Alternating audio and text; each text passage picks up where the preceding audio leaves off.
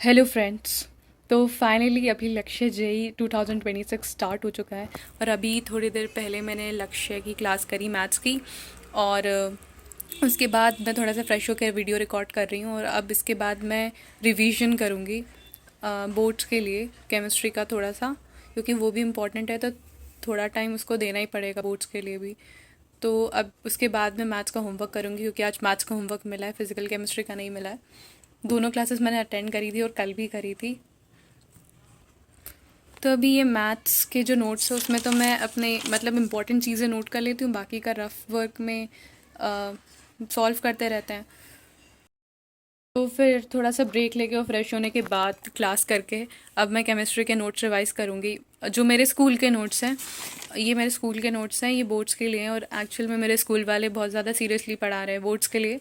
तो मैं रोज़ थोड़ा सा टाइम निकाल के बोर्ड्स के लिए भी रिवाइज़ करूँगी, क्योंकि वो एक्चुअल में इम्पॉर्टेंट है। बोर्ड्स के लिए रिवाइज़ करना रोज़, तो थोड़ा टाइम बोर्ड्स के लिए भी देना पड़ेगा। ये मेरी आज की टू डू लिस्ट है, थोड़ी लिमिट से भारी बनाती हूँ मैं तो ये केमिस्ट्री का लेक्चर मैंने कर चुका है, मैथ्स का भी कर चुका है। डीपीपी आज केमिस्ट्री की मिली नहीं है, होमवर्क मिला है मैथ्स का, वो करना है। और रिवीजन मैं स्कूल का करूँगी, मैं केमिस्ट्री में रिवाइज़ करनी है मुझे। क्वेश्चन प्रैक्टिस करूँगी मैथ्स का अगर मुझे टाइम मिला, क्योंकि मैथ्स मेरी वीक है। उसके बाद लेक्चर के 4 आवर्स और self study minimum, effective self study अगर हो पाती है कम से कम 5 आवर्स की, 5 घंटे की करनी चाहिए वैसे तो कोशिश करूँगी रोज़ करने की। वैसे लेक्चर के 4 आवर्स तो मुझे रोज़ करने ही है, मतलब देने ही है, उसमें लेक्चर्स तो मिस नहीं करूँगी मैं। मतलब जितना मुझसे हो पाए लेक्चर कोशिश करूँगी कि लेक्चर मिस नहीं करूँ बस।